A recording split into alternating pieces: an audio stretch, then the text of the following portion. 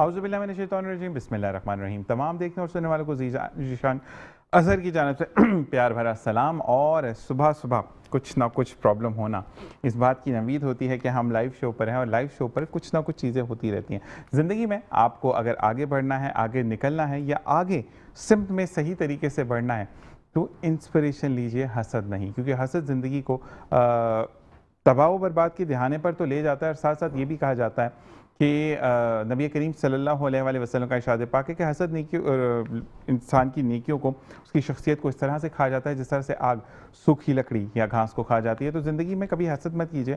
कोई बेहतरीन शख्स आपके साथ बैठा है, कोई बेहतरीन इंसान आपके साथ बैठा है, तो उसकी पॉजिटिविटी, उसकी पॉजिटिव वाइब्स को आप अपनी ज़िंदगी में एब्जॉर्ब करें। ना सिर्फ एब्जॉर्ब करें बल्कि उस चीज़ों को इंस्पिरेशन बनाकर अपनी ज़िंदगी में अगर आप शामिल करते हैं तो ज़िंदगी ना सिर्फ आसान हो जाती है बल्कि ज़िंदगी गुजारने के बेहतरीन नताइज आपको सामने आते हैं। इसी के साथ आज के जो दोस्त जो पैनल मेरे साथ मौजूद हैं, different angle, different way of life के लोग आज मौजूद हैं जो कि एक प्लेटफॉर्म पर हैं और इसको कहते हैं मोहब्बत और इसको कहते हैं मेरा देश मेरा पाकिस्तान। और जी मुस्कुराती सुबह विद ज़ीशान अज़हर में एक बार फिर हम आपको खुशामदीद कहते हैं जिन्होंने ज्वाइनिंग किया है और बिल्कुल आपका साथ है तो ये शो रवा दवा है। सबसे पहले हम देर नहीं करेंगे और अपने गेस्ट को इंट्रोड्यूस करवाएंगे। मेरे सीधे हाथ की जानिब बैठे हैं रेहानुद्दीन साहब जो कि मारवी कंस्ट्रक्शन के CEO हैं,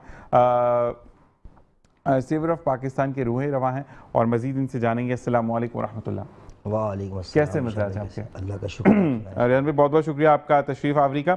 इसी के साथ मेरे उल्टे हाथ पर मौजूद है सैयद असलम परवेज़ साहब जो कि जियोलॉजिस्ट हैं, सीनियर जर्नलिस्ट हैं, बहुत अंदाज में काम करते हैं। ना सिर्फ काम करते हैं बल्कि इस हाथ मदद करते हैं, उस हाथ पता नहीं चलता। और आपको कुछ लोगों का मैं नाम नहीं ले सकता जिनको आगे परवान चढ़ाने में एक नाम असलम परवेज़ का आपको खुशामदीद कहेंगे। अस्सलाम वालेकुम। कैसे मिजाज है?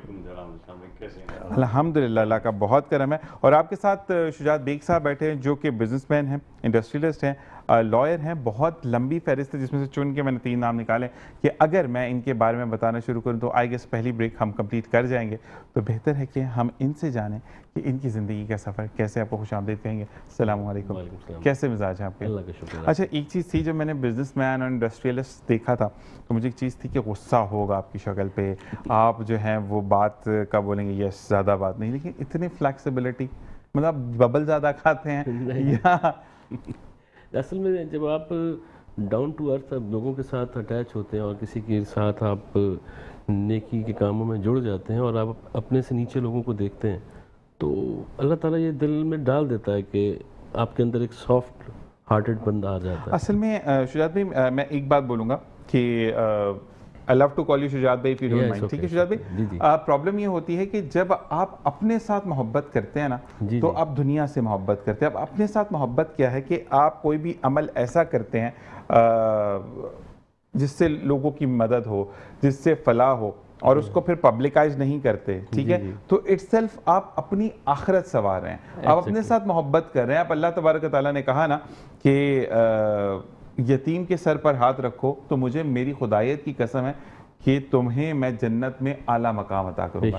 अल्लाह ताला ने जब अपनी खुदायत की कसम खा ली तो पीछे कोई चीज़ रहती नहीं है। लेकिन हमारे यहाँ पर मदद होती नहीं है, उसका प्रचार बहुत हो जाता है, हमने ऐसा किया, हमने वैसा किया, हमने यूँ किया। तो ऐसे लोगों के बारे में क्या कहेंगे? देखें जी, ऐसे लोग जो प्रचार करते हैं कहीं ना कहीं अपना बेनिफिट देखते हैं और बताते कुछ हैं करते कुछ हैं। अल्लाह का बड़ा करम है कि मेरी ज़िंदगी में मैंने ये देखा कि जो कुछ भी करो वो आप वाली बात है, एक हाथ से करें दूसरे हाथ को पता ना चले। बिल्कुल ऐसे ही। और जो भी अगर आज अल्लाह तबारक व तआला ने आपको ये मुकाम दिया तो वही वाली चीज़ है कि अल्लाह ताला किसी और सिमत में भी डाल सकता था आपको, लेकिन अल्लाह ताला ने आपको चुना। और जब चुनने के बाद अल्लाह ताला की, मैं उन लोगों से जो कि मुखय्यर हज़रात हैं जो मदद करते हैं, हमेशा ये याद रखी कि अल्लाह तबारक व तआला ने अपने बाद आपको चुना, अपने बाद अल्लाह ताला ने आपको मुंतखब किया, तो आपका तो मुकाम वैसे ही बहुत बड़ा है। तो इसी हवाले से हम बात करेंगे। असम भाई आपकी तरफ ही आते हैं, हम पहले रेहान भाई की तरफ चलते हैं। रेहान भाई मुझे ये बताइएगा कि अब जो एक हम सोशल इश्यूज़ पे अगर बात करें तो आते जाते पेट्रोल का दोबारा एक बढ़ने की बात आ रही है कि 9 रुपये दोबारा बढ़ा दिया जाएगा या 8 रुपये बढ़ा दिया जाएगा। दो चीज़ें हमारे सामने आ रही हैं। तो डू यू थिंक कि अब फिर सर्वाइवल ईजी होगा? आपने अच्छा सवाल किया शान भाई। तो पहले तो हम एक हमारे दोस्त हैं बहुत ही अच्छे, चेयरमैन डिफेंडर ऑफ पाकिस्तान के चेयरमैन हैं सैयद अवान साहब जिनकी वालदा मोहतरमा का कल इंतकाल हुआ है, अल्लाह तबारक व तआला उनकी मग़फ़िरत फरमाए और सही साहब को शब्र जमील अता फरमाए, आमीन। मसला असल में जो ये पेट्रोल का है, ये इस हुकूमत की ज़िम्मेदारी नहीं थी। IMF में जो बिल पहले पास हुआ था उसके पेश नज़र ये सब कुछ हुआ है, ठीक है। अब जो 5 साल दूसरे आएंगे तो फिर हम देखेंगे क्या होता है। लेकिन रेहान भाई, जो अभी हम बजट से पहले IMF के पास गए, उसके अंदर जो चीज़ें आई थी, जो मेरी तालीमात हैं, जितना मैंने पढ़ा, कि उसके अंदर उन्होंने कहा कि कर्जा ही इस शर्त पे दिया जाएगा, गैस, बिजली और पानी को महंगा करो। देखिए बात ये है कि ये जो बजट आया है, ये तो समझ लें जो शहबाज शरीफ साहब को बिठाया गया है, तो वो किस्त भी, पिछली जो किस्त थी वो भी इन्होंने अदा की है।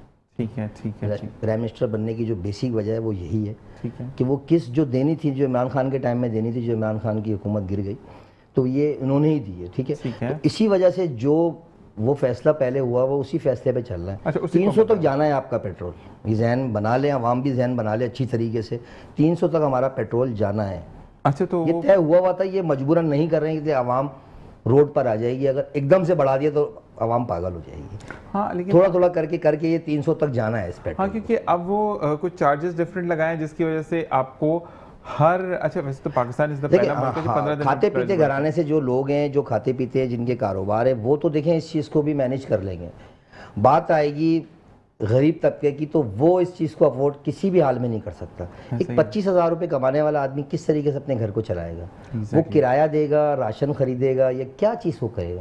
उसके लिए अगर सोचा जाए तो बेहतर है। बाकी बहुत सारी NGOs हैं, मगर सिर्फ फर्दन और नाम पे इस्तेमाल है, काम कोई ख़ास काम नहीं है। रेहान भाई, मैं अभी मेकअप रूम में हम एक बंदे की बात कर रहे थे, मैं नाम नहीं लूँगा ऑन एयर, कि जब से NGO आई है उनके इंटरनेशनल टूर्स बड़े हो गए हैं। पहले वो हैदराबाद तक मैं हकीकत बता रहा हूँ, शहर में, इसी शहर में पैदा हुए बड़े हुए हैं, सब कुछ देखते हुए आ रहे हैं कि NGOs बनाने के बाद जो है ना, एक महदूद एरिया चॉइस के लिए अगर मैं बनाता हूँ तो मैं अपने इलाके में जो लोग हैं ना, बस उधर ही काम में लगा हुआ हूँ, बाकी आगे नहीं देख रहा हूँ कि मैंने क्या करा। काम में लगे हुए ना रेहान भाई, मैं आपको 2-3 NGOs ऐसे बता रहा हूँ कि वो टूर्स के लिए उन्होंने NGOs बनाई है, एक हैंडपंप लगा के उसी को कभी इधर से एक बंदा चला रहा था, कभी, अच्छा वो रिवॉल्विंग, उसका इसका हिसाब देना है हर शख्स ने। आप अगर इस सीट पे बैठे हैं ना तो ये मनसब है, तो मनसब का हिसाब तो बरोज़े क़यामत हर शख्स ने देना है, चाहे वो NGOs का हो, चाहे वो वज़ीर आज़म हो, या जो कोई भी हो, सब ने अपनी अपनी जगह को हिसाब देना है। मैं बिल्कुल रेहान भाई ये बात कहूँगा, और मौत का कोई पता नहीं है, पलक झपकते कब आ जाए बिल्कुल, और कब आपका हिसाब शुरू हो जाए, इसको याद रखेंगे तो फिर कुछ कर सकेंगे। मैं एक चीज़ और बताऊँगा कि जब मुझे कैंसर डिटेक्ट हुआ उस टाइम पर कुछ लोगों ने कहा कि अच्छा, मुझे कहाँ से आकर पता लगा कि कुछ चीज़ें गलत हो रही हैं, वो ये कि एक बंदे की कॉल है कि ज़ीशान भाई आपके लिए मैंने इतना अमाउंट दे दिया था, आपको मिल गया?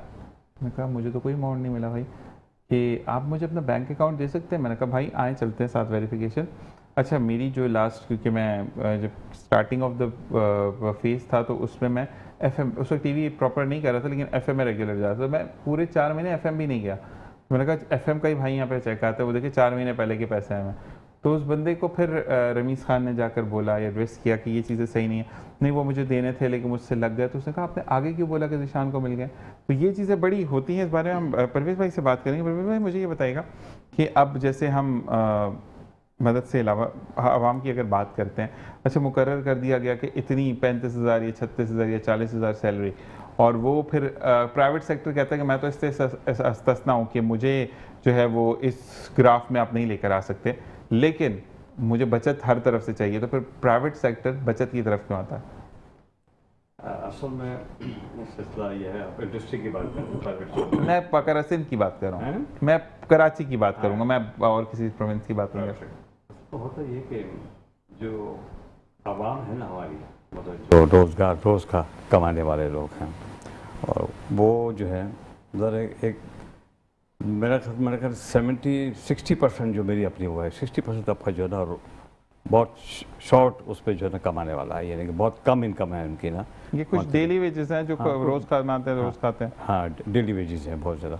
तो वो जो है ना, वो जो इंडस्ट्री वाले जो उनको मैनेज नहीं कर पाते उनको ना, वो कहते हैं कि नहीं उनके अखरायात बहुत ज़्यादा हैं, जहाँ पे वो जॉब है, या उनके अगर कोई फैक्ट्री है, कुछ है, तो उनकी कोई इंडस्ट्री है उनकी, तो वो उनके इलेक्ट्रिक के बिल हैं अपने, अगर वो जगह अपनी नहीं है उनकी, मालकान की, वो रेंट की जगह है, और उनके जो दूसरे अखरायात हैं, तो इसलिए वो जो है ना मैनेज नहीं कर पाते आवाम के लिए कि हम जो है ना इस पे हम नहीं, लेकिन अब देखिए, अगर मैं फर्ज करें आप, असल में मैं आप पे रख के अब तीर चला रहा हूँ, उसमें इजाज़त दें पहले तो चला सकते हैं। ओके, आपने कंपनी ओन की, ठीक है, अब आप उसमें कह रहे हैं कि मैं तनख्वाह वो नहीं दे सकता कि जो हुकूमत ने मुकर्रर किया, समझ रहा हूँ लेकिन मुझे टैक्स में भी छूट चाहिए। हुकूमत से आप टैक्स में छूट क्यों ले रहे हैं? हुकूमत से आप बिजली की नरखों में क्यों कमी करवा रहे हैं? हुकूमत से आप क्यों कह रहे हैं कि मुझे इतना एरिया अलॉट किया जाए कि ताकि वहाँ पार्किंग हो जाए? तो फिर अपने मफाद के बाद आप दूसरों का फ़ायदा क्यों नहीं सोचते? असल में उसमें ये है कि वो अपना एक क्राइटेरिया उस हवाले हिसाब से बना ही नहीं पाते कि हम किस सतह पे जाके हम अपने बिजनेस को ना रन करेंगे। मैं ये समझता हूँ, ये मेरा ख्याल है कि शायद वो अपने बारे में ज़्यादा सोचते हैं। असल में एक बात मैं असल में बोलूँगा, बड़े अच्छे रेहान भाई प्रीवियस प्रोग्राम में बात कर चुके हैं। ठेकेदारी निज़ाम जब से आया ना, तो ठेकेदार को लोगों ने दे दिया कि भाई इतने बंदे चाहिए। अब वो कहते हैं ना कि एक बंदा जो 55 साल का या 50 साल का है, उसको डायरेक्ट हायरिंग नहीं होगी, लेकिन अगर वो ठेकेदार लेकर जा रहा है तो आपको काम चाहिए, आपको काम मिलेगा। तो वो 60 साल का बंदा भी कर रहा है, वो 25 साल का लड़का भी कर रहा है। तो प्रॉब्लम ये है कि अक्सर रेहान भाई प्रोग्राम में, प्रीवियस प्रोग्राम में ये चीज़ आवाज़ उठा चुके हैं कि ठेकेदारी निज़ाम ख़त्म हो, उससे मजदूर का हक मारा जाता है। बिल्कुल ऐसे हम शुजा भी आपकी तरफ आते हैं। मुझे ये बताएं कि बीइंग बिजनेसमैन, ठीक है, आप जब कुछ तकरीबात होती हैं, असल में मैं किसी को पॉइंट आउट फिर नहीं करूंगा, लेकिन बात करना बड़ा आसान होता है, गुजारा करना बहुत मुश्किल होता है। अक्सर मैंने देखा कि आप 30,000 में गुजारा करना चाहें तो कर सकते हैं, जिसमें 15,000 कराया, 15,000 बिजली का बिल है, पीछे क्या करेंगे, हवा खाएंगे? नहीं, सबसे पहले तो मैंने भाइयों की बात सुनी है, मैं आपको उनका रिप्लाई कर रहा हूँ। इन्होंने कहा कि पेट्रोल 300 तक जाएगा, आपने कहा सैलरी 30,000 रुपये, मैं कहता हूँ 50,000 रुपये भी सैलरी हो तो कितने लोग हैं जो 50,000 कमा रहे हैं, चाहे वो किसी भी ज़रिए से कमा रहे हो, प्राइवेटली कमा रहे हो। फिर उन्होंने कहा पेट्रोल 300 तक जाएगा। अभी आप समझ लें पेट्रोल और 1 लीटर पेट्रोल और 1 लीटर दूध डेली कंजम्पशन हर नॉर्मल आदमी की है, 500 रुपये बनता है, तो महीने का 15,000 तो उसका लाजमी गया, उसके बाद उसके पास बचा क्या? एग्जैक्ट। दूसरा आपने कहा इंडस्ट्रियलिस्ट चाहता है कि चीज़ें सस्ती हों, उसकी अपनी परेशानी है, गैस, बिजली और लेबर, ये मेजर इशू हैं इंडस्ट्रीज़, क्योंकि मैं इंडस्ट्री चला रहा हूँ, मुझे अंदाज़ा इस चीज़ का। यही बात है। तो उसका मसला ये है कि अगर ये चीज़ें कॉस्ट वाइज नीचे नहीं जाएंगी तो वो दुनिया में कॉम्पीट नहीं कर सकता। ऐसा ही है। आपके पास अमेरिका से, यूरोप से ऑर्डर कैसे आएंगे? अगर इंडिया में चीज़ें सस्ती होंगी, बांग्लादेश सस्ता दे देगा, तो वो बेचारा क्या करे? वो ठेकेदारी निज़ाम पे भी जाएगा। लेकिन अगर वो 50,000 रुपये तक की सैलरी, जो कि गवर्नमेंट की अभी आस्किंग नहीं है, अगर इतनी भी दे दे, तो मुझे बताएं कि आजकल के ये जो हमारे आसपास लोग आपको गुजारा करते नज़र आ रहे हैं, हमारी सोसाइटी में जॉइंट फैमिली सिस्टम है, तभी ये बहुत से लोगों का पर्दा डला हुआ है। माशाल्लाह, सही बात। अगर ये चीज़ें ना हो तो मेरा ख्याल है कि आपको ये जो लूट मार, डकैतियाँ, राहज़नी, ये सब चीज़ें बहुत ज़्यादा नजर आएंगी। शुजात भाई, एक बात मैं आपसे और पूछूंगा, बीइंग इंडस्ट्रियलिस्ट, इंडिया की अगर हम बात करते हैं, बांग्लादेश की हम बात करते हैं, इवन चाइना की अगर हम बात करते हैं, वहाँ पर लैंड फ्री दी जाती है, टैक्सेस आप पर ज़ीरो कर दिए जाते हैं, और वो बोला जाता है कि हमें ज़्यादा से ज़्यादा जो है वो एक्सपोर्ट कर दो, इम्पोर्ट नहीं, एक्सपोर्ट कर दो। अब एक मैं शुजात भाई से बात करता हूँ कि पाकिस्तान में रह के हाईली टैक्स पेड है हम, ठीक है, आप प्रॉपरली तमाम चीज़ें करते हैं। इंसान हर कोई फ़ायदा चाहता है ना, अगर आपको अच्छी अपॉर्चुनिटी मिलती है, ठीक है, हाँ और ना, ज़्यादा लंबी बात नहीं, मैं आपको चाइना से ऑफ़र आती है कि शुजात भी आप आएँ, आप महीने का जहाँ लाख रुपया एक्सपेंस बियर करें, आप सिर्फ हमें 15,000 रुपये दें और करें जो करना है आपने, तो डोंट यू थिंक कि आप उसको कंसीडर करेंगे, या आप बोलेंगे नहीं नहीं मैं बीइंग पाकिस्तानी में सब छोड़ूं? नहीं, देखें, ये जो आपने बात की, इस तरह की अपॉर्चुनिटी तो लाइफ में मेरे पास बहुत दफ़ा आई, ये तो अवेल करना कोई मसला ही नहीं था। उस ज़माने में भी जब पर्चियाँ आती थी और इंडस्ट्रीज़ को धमकाया जाता था कि हमें आप ये रैंसम दें और चीज़ें, हमने वो भी चीज़ें फेस की। सही बात। वो दूसरी जो बात आपने की कि बीइंग पाकिस्तानी, हमें ये लगता है कि अल्लाह ताला ने हमारी इंडस्ट्री के साथ, हमारे कारोबार के साथ बहुत सारे लोगों के चूल्हे लगे हुए हैं, वही चूल्हे जलाने के लिए यहाँ रुके हुए हैं और ये सब चीज़ों को बर्दाश्त भी कर रहे हैं।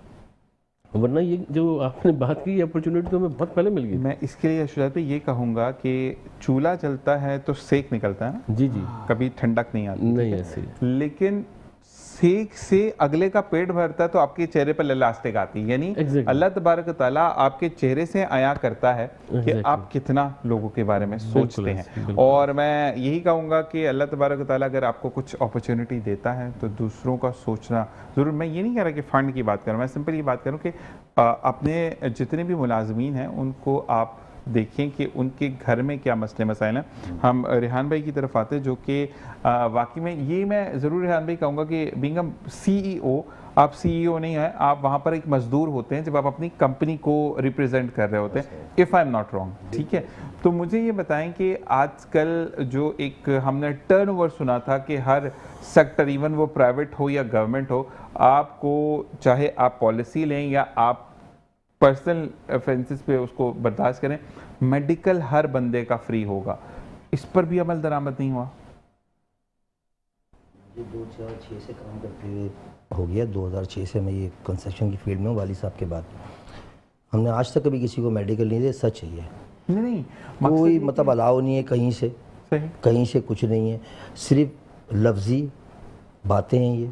मैं वही बात ही नहीं कर रहा, आपको देना, आपके नाम पर जब कंपनी रजिस्टर हुई तो आपको हुकूमत की तरफ नहीं से नहीं कुछ नहीं है, नहीं है। ऐसा कुछ भी नहीं है, सिर्फ लफ्जी बात है, कुछ भी नहीं है ऐसा। तो मैंने तो अभी तक नहीं देखा, 2006 से मैं फाइलर हूँ, मैंने तो आज तक नहीं देखा कि कभी हालांकि अगर हम बात करें कपड़े की तो अब सुई अगर चली तो हाथ कटेगा, लेकिन आपका जो कंस्ट्रक्शन का काम है, अगर वो प्लस्तर करने फट्टे पे चलते हैं ना हम लोग, ठीक है, हाँ, फट्टे पे गिरा और गया, ठीक है, तो मतलब उस पर हम भी क्या करते हैं, उस पर हम भी जो अगर कोई हादसा ऐसा पेश आ जाता है तो इमरजेंसी जो काम होता है वो अस्पताल में ले जाते हैं और लाख सवा लाख रुपए दे देते हैं उस मजदूर को, वो उसी में खुश हो जाते हैं उसकी फैमिली, और उसके बाद हम खुद भी भूल जाते हैं। ये हकीकतन तौर पर है, कोई मतलब कोई ऐसा खास कोई अमल नहीं है। जैसे कि लाख रुपए में मैं नहीं समझता कि मतलब वो कोई 10 साल गुजार लेगा, 1 साल भी नहीं गुजार सकता वो। अच्छा भाई, एक चीज़ मैं कहूँगा कि बीमा पॉलिसी जो पाकिस्तान की स्टेट लाइफ है, उसके बारे में अगर हम बात करें तो उनसे भी कुछ ऐसा मर्जिंग नहीं है ना कि अगर वो कंपनीज को खुद आकर ऑफर करें कि आप जो हैं वो जो ये लाख रुपए आप दे रहे हैं आप उसको छोड़ें, आप लाख रुपए में इतने बंदों का पर ईयर जो है वो आप पे करें, हम आपको इलाज फ्री कर देंगे। तो ऐसा भी कुछ सिस्टम नहीं है? नहीं, ऐसा है सिस्टम है, हाँ ऐसा सिस्टम है, ऐसा नहीं है। स्टेट लाइफ वालों का है ऐसा सिस्टम, मगर हर बंदा तो अफोर्ड नहीं कर सकता। सही, वो खाएगा या उनके पैसे जमा कराएगा। तो मैं ये कह रहा हूँ कि अगर ऐसा हो कि वो एक मिनिमल कॉस्ट लें। देखिए वो अगर अब एक आप कह रहे हैं कि अगर वो मेरी कंपनी है और मैं जो है ना उनको बुलाऊं और कहूँ कि भाई मेरे मजदूरों का आप कर दें, तो पैसे मजदूर दे या दे, मैंने तो देने होंगे फिर उसके। यही वाली चीज़ है कि यहाँ से भी कोई फैसिलिटी नहीं है। और जी क्यों करूँगा देने का? मैं वही वाली बात रेहान भाई के लिए कहूँगा कि सच यही है, ऑथेंटिसिटी पे बात सच यही है कि मैं क्यों दूंगा। इसी तरह सोचते हैं लोग, मगर हमें सोचना नहीं चाहिए, इसलिए कि वही हाथ हैं जो हमें पैसा कमा के देते हैं और उन्हीं से हमारे घर चलते हैं, उन्हीं से हमारे कारोबार चलते हैं। ठीक है जनाब, यहाँ पे ब्रेक का कहा जा रहा है, ब्रेक से वापस आएंगे और फिर शुजात भाई से ये पूछेंगे कि अगर आपकी जो इंडस्ट्री है उसमें कोई बच्चा या बच्चा ऐसा है जो कि पढ़ना चाहता है और वो चाहता है कि कुछ आवर्स या कुछ टाइम उसको लिमिटेड कर दिया जाए जब उसके पेपर है, तो क्या उसमें फ्लेक्सिबिलिटी मिलती है या नहीं, ये तमाम चीज़ें जानेंगे ब्रेक के बाद। देखते रहिए मुस्कुराते सबावत। ज़ीशान है सर।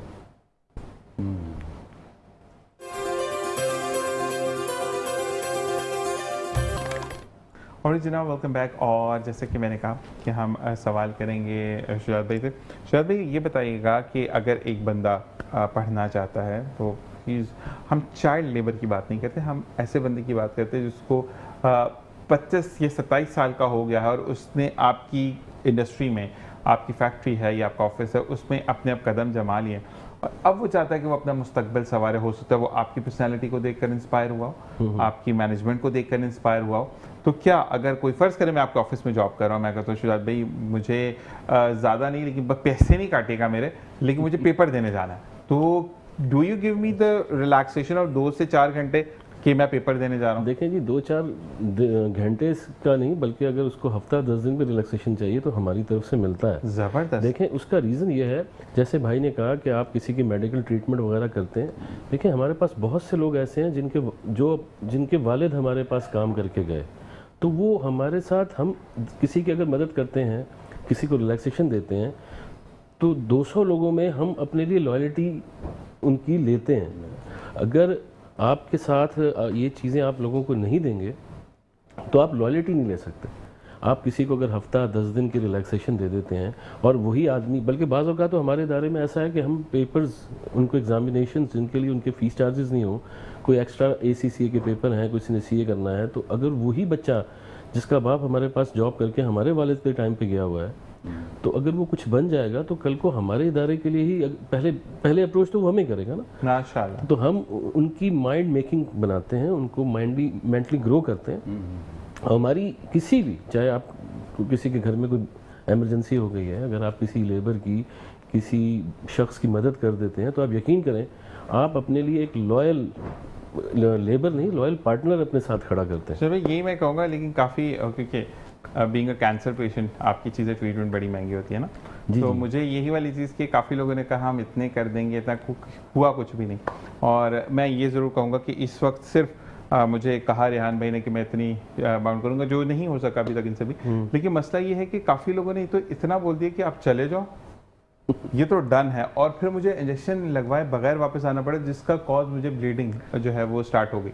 तो मुझे सिर्फ ये वाली चीज़ होती है कि जैसे कि आप सोच रहे हैं। अच्छा मुझे बताएं कि आपका जो जॉब सेक्टर होता है उसका क्या पैरामीटर्स क्या हैं, क्योंकि कुछ बच्चे ऐसे हैं, मैं फिर ये बात करूँगा कि शो पर बैठ कर गए वो भाई, और मुझे कहा जाता है कि ये बात मत करो, लेकिन मैंने भी मरकर आगे जवाब अल्लाह को ही देना है, ठीक है। और मैं ये ज़रूर कहता हूँ कि बीइंग अ हाफिज़ कुरान जिम्मेदारी ज़्यादा हो जाती है। मुझे अगर ये बताएं कि शायद भी अगर कोई बंदा अप्लाई करना चाहता है मुलाजमत, क्योंकि वो कहते हैं ना, चाइना वाले कहते हैं कि हाँ जी मछली पकड़ना सिखाओ, मछली पकड़ने का रास्ता भी तो हो, मछली तो पकड़ना सीखना चाह रहा है बंदा। तो क्या आपका ओपन हाउस होता है, अनाउंसमेंट्स होती हैं न्यूज़पेपर में कि अगर जॉब है वगैरह, या ऑनलाइन आपका कोई पोर्टल है जिस पर आपको जो है? देखिए मैं आपको बताऊँ इसका तरीक़ाकार क्या। इस वक्त जो कंडीशन है, आपको पता है कि जॉब इस वक्त है ही नहीं। ऐसा ही है, हम भी नहीं ले रहे। मैं आपको फ्रैंकली बताऊँ क्यों। किसी को आप हायर करते हो तो आप उसकी पूरी की पूरी रिस्पॉन्सिबिलिटी लेते हो। और इस वक्त जो हमारे हालात हैं इंडस्ट्री के, मैंने आपको पहले ही कहा कि जिस तरह के कंपटीशन आ रहे हैं, जिस तरह पेट्रोल इन्होंने कह दिया महंगा हो जाएगा, गैस बहुत दिन ब दिन बढ़ रही है। आप यकीन करें जो हमारी इंडस्ट्री का बिल 25-30 लाख रुपए था वो 75 लाख हो गया गैस का बिल। जो 15 लाख का बिजली का बिल था वो 30-30 लाख रुपए हो गया। तो उसमें नई हायरिंग तो हम कर ही नहीं रहे। अगर कोई हमारे पास, हमें ज़रा सा भी डाउट होता है कि वो हम अपनी लॉयल्टी जा रही है उसकी, तो हम उसको वेरी फर्स्ट प्रायोरिटी पे छोड़ देते। और यही तरीक़ाकार है कि लोग जो हमारे साथ हैं वो लॉयल रहें। और फिर बाद में जैसे आपने कहा ना, अब एक इशू इंडस्ट्रियलिस्ट को ये भी है कि अगर कहीं ग्रुप ऑफ किसी कास्ट के लोग जमा हो जाएं, चाहे वो सिंधी हैं, बहाजिर है, पठान है, कोई भी हैं, तो आप किसी एक को कुछ कह नहीं सकते। वो पूरे के पूरे ऐसे आके आपके सामने खड़े हो जाते हैं। उस वक्त आपको किसी के साथ की भी नेकी काम आती है, फिर वो कहता है नहीं से ठीक है, आप गलत हो। असल में हमारे यहाँ पर ना एक चीज़ होती है बॉसीनेस जो आ जाती है। अच्छा वो करके ये चीज़ है, हमेशा एक चीज़ जो कुरान करीम के अंदर भी है कि अपनी चादर को देखकर एक तो पाँव फैलाओ, और दूसरी चादर ये है कि हमें आपकी चादर बड़ी लग रही है, नाम आगे इंडस्ट्रियलिस्ट है, बिजनेसमैन है, अपना पैरामीटर आपका भी हो सकता है बड़ा सख्त हो, ठीक है, क्योंकि अल्लाह तबारक तआला ने कहते हैं ना कि जितनी ऊंची बिल्डिंग का उतना सर ऊंचा करना पड़ता है, ठीक है, लेकिन सर ऊंचा करने के बाद आपकी गर्दन में भी दर्द होता है। हमेशा ये याद रखें कि हर किसी का अपने दायरे में रहते हुए जो है वो मसले मसाइल होते हैं, ठीक है। मैं उसको ये ज़रूर कह सकता हूँ कि विद सॉरी कि अगर हम हैं तो 4 दफ़ा शर्ट रिपीट कर लेंगे, लेकिन आपकी जब बिजनेस मीटिंग्स होती है तो आपको उसको भी देखना है कि अटायर क्या है, क्या चीज़ें हैं, ये तमाम चीज़ें भी फोकस रखनी पड़ती है। बीइंग आप जितने भी डाउन टू अर्थ हो जाएं, हम कहते हैं ना कि जैसे मुझे बड़ा एक जगह पे अच्छा लगा, लेकिन लोग अभी तक उसको तनकीद करते हैं। हम एक पार्टी में गए तो उनके वालिद मोहतरम ने ये कहा, ये कोई मैं ये ज़रूर कहूँगा कि इंटर की बात है, तो उन्होंने कहा कि आप खाना घर पे भी ले जाएं, मैं पैक करवा के दूंगा, प्लेट में उतना डालें जितना आप खा लें, बिल्कुल ठीक है। अच्छा उन्होंने कहा ये तो इन्होंने जूती मार दी, ये कर दिया, हालांकि वो दीन इस्लाम की बात कर रहे थे कि अपने घर पे लेके जाना है, मैं पैक करवा के दूंगा और कोई किसी को कुछ नहीं बोलेगा, आप किचन में जाए चुप करके बाहर निकल जाए, ठीक है। लेकिन वो वाली बात उसको हाईलाइट कर दिया गया कि यार ये तो ये बंदा बुलाकर बेइज्जत कर रहा है। असल में अखबार में जो हेडलाइन लगती है ना, वो खाली वो लगती है जो कि बात लोगों को कैच करे, उसके आगे पीछे उसने क्या कहा था वो लोग पढ़ते अच्छा, हम भी सुर्खियां पढ़ के खुश हो जाते हैं। और वो जो आपने कहा ना बॉसीनेस, देखें बॉसीनेस उसको आती है जिनको बाप दादा से जागीरें मिली हो, बाप दादा से इंडस्ट्री मिली हो। मुझे भी ये पता है कि मैंने 1 रुपया भी अपनी ज़िंदगी का किसी से ना लिया है। ये जहाँ आज मैं खड़ा हूँ अल्लाह का बड़ा शुक्र है, खुद अपने हाथ पे अपने बलबूते पे बनाया, तो वो जो सरिये वाली बात है वो इसलिए नहीं आई। और यकीन करें जब तक आप अपने हाथ से काम करना नहीं सीखेंगे आप दूसरे से काम करवा नहीं सकते। मैं एक बात आपको थोड़ी सी शुरुआती मैं ये बोलूँगा कि जो मेहनत करते हैं लोग वो वाकई में है, लेकिन मैं ये नहीं कह रहा कि मेरे प्रोग्राम पे है तो इस वजह से मैं बात करूं, लेकिन आपके नेचर में है कि यू आर वेरी फ्रेंडली, ठीक है जी, ना। बिल्कुल एक चीज़ होती है, और क्योंकि फ्रेंडली होना अपने लिए बेहतर है, एग्जैक्टली। अपने लिए बहुत अच्छा है, क्योंकि आप गुस्सा, एक मैं बिल्कुल मानता हूं कि अगर आप वो कहते हैं ना कि हर गले मिलने लग जाए तो मोबाइल और पॉकेट से हाथ से घड़ी तो उतर ही जाएगी, तो मुश्किल हो जाती है। हर जगह पे कुछ ना कुछ होता है। वो कहते हैं ना कि अक्सर, वो एक बंदा मुझे कह रहा था कि यार आप कॉल नहीं उठाते। मैंने कहा मसला ये है, मैं तुम्हारी कॉल उठाऊंगा, फिर साथ वाले भाई आ जाएंगे पेन पट्टी पे रखे, भाई तुमने यूज कर लिया, मेरी बारी है। तो मैंने कहा वो थोड़ा सा मुश्किल हो जाती है कराची शहर में। तो मुझे ये बताएं कि आसम भाई, कि आजकल फिर रेशो बहुत ज़्यादा हो गया, दोबारा डेथ्स हो रही हैं, और हमारे एक ऑफिस का बच्चा है, उसकी भी कल सिंगर चुरंगी पर उसको गाड़ी वाले ने मारा, उसकी 7 पसलियाँ टूट गई, उसका हार्ट टूट गया पूरा, और उसको इंडस हॉस्पिटल लेके जाया गया। और वो बंदा फिर कैसे भागा वो खुद कहता है कि मुझे नहीं पता, कि मेरी इतनी आंखें खुली हुई थी, जैसे पसली टूट जाए तो बहुत दर्द होती है, तो कहते इतनी आंखें खुली थी कि जब मैंने दोबारा आँख खोली तो वो गाड़ी थी नहीं उस एरिया में, मतलब नहीं। कि तो मुझे ये बताएं कि आप किसी को भी मार दें कोई मसला नहीं, क्योंकि आपका बड़ी गाड़ी है। बात इतनी सी है, देखिए जब तक के कानून पे अमल दरामद नहीं होगा, या वाज़े कानून जब तक नहीं बनाया जाएगा, ठीक है ना, और कोई ऐसी आगाही मुहिम, ख़ास तौर पर इसलिए कि हमारे पास जो शहर कराची में ख़ास तौर पर जो ड्राइवर हजरात हैं, जो बड़े हमारे ट्रक्स हैं, हमारे टैंकर्स हैं, हमारे बिल्डर्स हैं, तो वो सब जो है तालीम से फारिग है, बिल्कुल कोई तालीम तो उनकी है ही नहीं, कोई ऐसी उनकी तरबियत नहीं की गई है ड्राइविंग के हवाले से। अगर उनको गलती से, अव्वल तो उनके पास तो लाइसेंस ही नहीं होगा ड्राइविंग का, और वैसे भी उनको कहते हैं सिगरेट भारी करके पीना, हल्का वाला पीना यही नहीं है। बात है। तो उनके पास तो अव्वल तो लाइसेंस तो दूर की बात है, ठीक है ना, कभी उन्होंने जाके कोशिश भी नहीं की होगी कि बस किसी यार दोस्त के साथ बैठे कि अपराध तू चला रहे तो बस वो उसको लेके चल दिया, अच्छा ऐसे नहीं ऐसे नहीं ऐसे, तो वो ऐसे सीखे हुए वो ट्रांसपोर्ट की गाड़ी को। तो वो ड्राइवर जो है, तो किस तरह से इतने बिजी शहर में, या कदम कदम पे सेकंड, यानी कि हमारे इंचेस का फ़र्क होता है खाली जब हम लोग गाड़ियाँ मूव करते हैं अपने रोड्स पे, राइट लेफ्ट भी और फ्रंट बैक पे भी, ठीक है ना।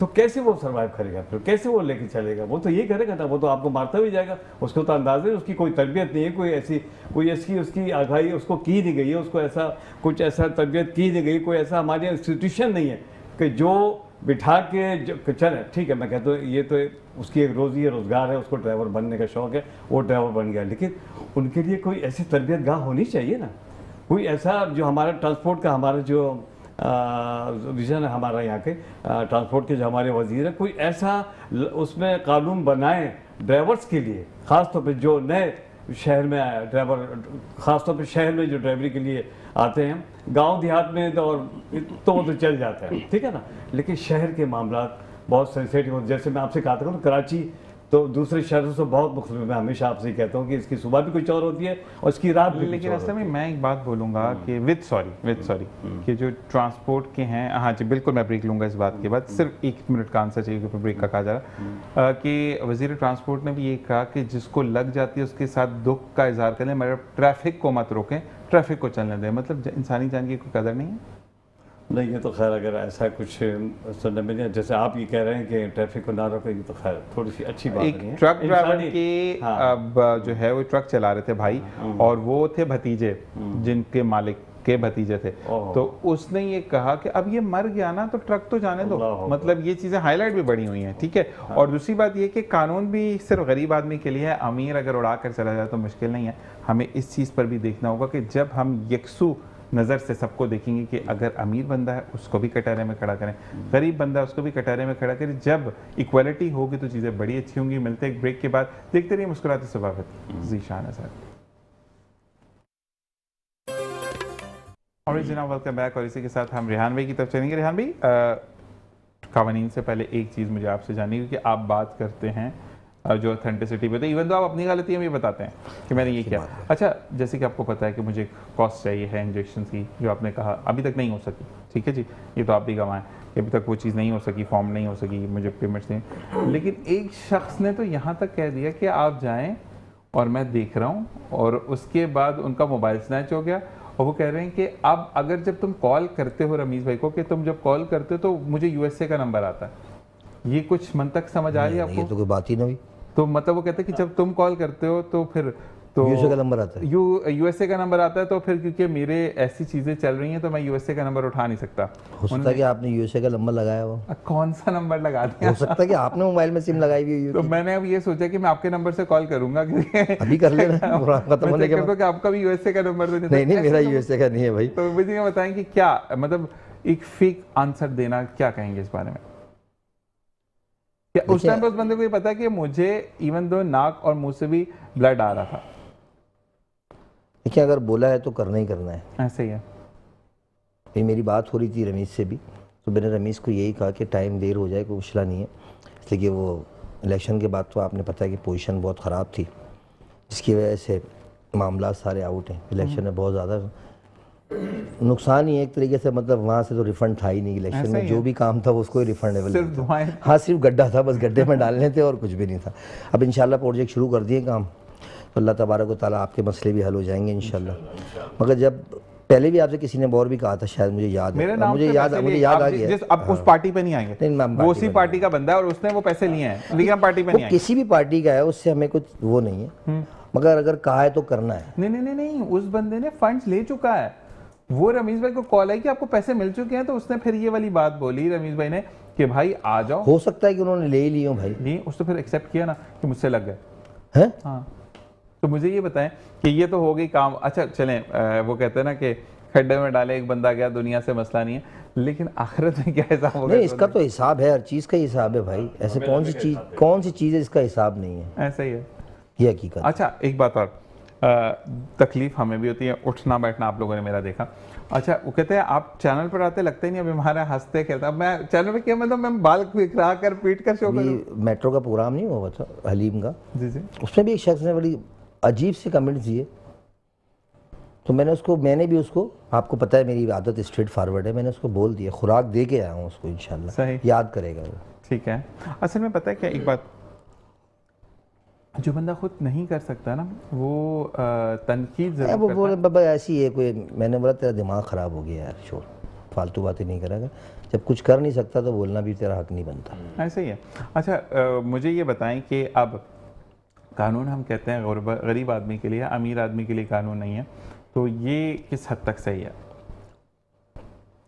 असल में हमारे मुल्क में है ही सबसे बड़ा फुकदान इसी चीज़ का कि हमारे मुल्क में दो कानून हैं, अमीर के लिए अलग कानून है और गरीब के लिए अलग कानून है। अगर हमारे मुल्क में एक ही कानून हो जाए तो ही सब कुछ हो सकता है। अच्छा, लेकिन दुनिया के हर मुल्क में सिंगल में गाड़ियाँ खड़ी होती हैं और ख़ुद ही खड़ी होती हैं, वहाँ कोई ट्रैफिक पुलिस वाला नहीं खड़ा होता।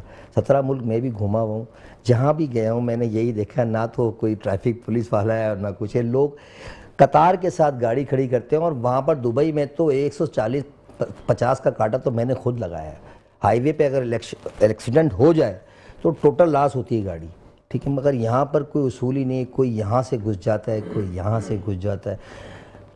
ट्रैफिक पुलिस हवलदार हमारे माशाल्लाह शहर के ऐसे अल्हम्दुलिल्लाह ऐसे अच्छे हैं कि उन्हें तो सिर्फ उतना सा मौका चाहिए होता है कि हेलमेट नहीं है तो कागज़ नहीं है तो बम्पर नहीं है तो ये लाइट नहीं, कोई ना कोई बहाना वो ढूंढ लेते हैं अपना रास्ता बनाने का। एक अभी मुझे हंसी आई, एक बंदे पे उसने कहा कि गाड़ी जो बाइक है उसकी मैन्युफैक्चरिंग एक ही तरीके से होती है ना, ये गाड़ी तुम्हारी ना थोड़ी नीचे है ज़मीन में। अभी देखा ना, ये कैंसिल हो गया, ये जो नंबर प्लेट का इशू था, बुरा नहीं था, सही था ये, ठीक है ना, मगर और लोगों को इससे फ़ायदे थे। रोडों पे ट्रैफिक पुलिस वाले बस इसी ड्यूटी पे खड़े थे, उन्होंने करना कुछ नहीं था, कोई नंबर प्लेट नहीं लगा के देनी थी, मगर उनकी अपनी जो दिहाड़ी थी वो कम से कम चल रही थी, वो बंद कर दी गवर्नमेंट ने। तो अब क्या मतलब उसका नेमो बदल क्या है कि पुरानी वाली ही ओके करेंगे, क्या है?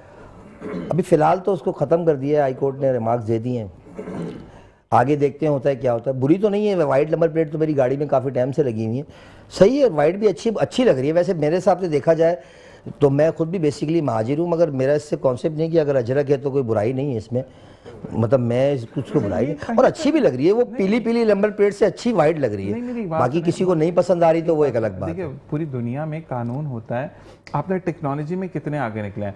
हमारे यहाँ गाड़ी की पीछे से दुम इतनी बड़ी होनी चाहिए। बात ये नहीं है, बात असल ये है कि एक गाड़ी हमारे शहर में नहीं है। एक मिसाल है कि हमारे शहर में 10 लाख गाड़ी है, ठीक है, अगर एक नंबर प्लेट 2000 रुपये की भी आती है तो कितने पैसे हो गए, गवर्नमेंट के खाते में कितने पैसे गए? सही, असल बेस ये है, मतलब कमाना है। असल बेस ये है। तो हम फिर किस तरीके से कहेंगे कि हुकूमत हमारे लिए आसानी कर रही है? देखिए हुकूमत आपके लिए क्या आसानी करेगी, जैसे आप खुद हैं वैसे ही आप पे हुक्मरान तैनात है। अल्लाह तबारक व ताला ने जो फरमा दिया उससे निमो बदल कुछ हो नहीं सकता। ऐसा नहीं कि हम खुद ही सही नहीं है तो हमारे पे हुक्मरान भी ऐसे ही मुसल्लत किए। जब हम सही हो जाएंगे तो ये हुक्मरान खुद ब खुद ऑटोमेटिक अल्लाह तबारक व ताला इनको सही कर देगा। ठीक है रेहान भाई, अब मुझे बताइएगा कि पेट्रोल अगर महंगा होता है उसमें सीएनजी रिक्शे को बंद कर दिया गया। अच्छा, अब जो जितनी भी फैसिलिटेटेड बसेस हैं, मैं किसी का नाम नहीं ले रहा, लेकिन उसमें अगर मुझे एक स्टॉप भी जाना है तो 60 रुपये किराया। 25,000 में अगर रोज मैं आने जाने का 60 120 दूंगा, मेरा हिसाब कहाँ जाएगा? देखिए हिसाब कहीं भी जाए, वैसे चिंचियों से अच्छी बसें हैं। शायद आपको याद नहीं हो, बुजुर्गवार बैठे हैं, हमारे बचपन में भी रेड बसें चलती थीं, शायद याद हो, और बसें बहुत बेहतर थीं। W11 बहुत उरूज पे थी उस ज़माने में। W11 में लोग बैठते थे, टावर तक जाती थी, केवाड़ी तक, कोई इशू नहीं कराया नहीं था ना। तो चिंची वालों ने रोड पे बदमाशी की हुई है। आप देखें, आप उतरे तो पता चले आपको चिंची की वजह से कितनी ट्रैफिक जाम है। ऐसा नहीं है कि नहीं, देखिए ये सच है, ये सच बात है। चिंची वाले यूं रोड पे खड़े हो जाते हैं, हम यूं इंतजार कर रहे होते हैं। अच्छा, चिंची बंद तो नहीं हुई?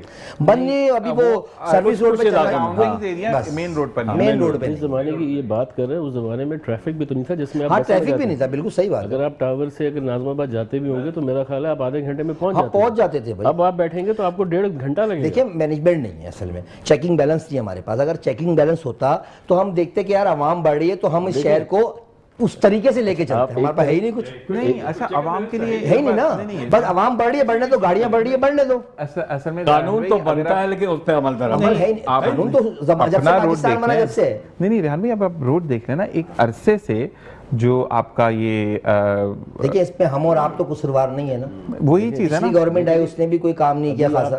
जो सिंध की गवर्नमेंट रही है उसने भी पहले काम नहीं किया। तो पीपी रही है। देखिए पीपी नहीं रही, इससे पहले कोई और गवर्नमेंट थी, उससे पहले कोई और। देखिए पीपल्स पार्टी की हुकूमत जरूर रही है, मगर नीचे बल्दियात में एमक्यूएम रही है या तो फिर जमात इस्लामी रही है। ठीक है, जो सच्चाई है, तो काम तो कोई भी नजर नहीं आया ना। अभी भी आपको जी गवर्नमेंट कोई भी रही हो, कराची के अंदर तो गवर्नमेंट एक ही लोगों की थी, वो हर गवर्नमेंट के साथ इलाक में रहे। बिल्कुल बिल्कुल सही कह रहे हैं। तो किसी को इल्ज़ाम देने से बेहतर, अभी आपने जिस तरह कहा कि बड़े आदमी की गलती और छोटे की, आप मुझे अपने रोज़मर्रा में बताएं कि जब मोटरसाइकिल वाला घर से निकलता है वो अपनी माँ को आखिरी सलाम करके नहीं निकलता।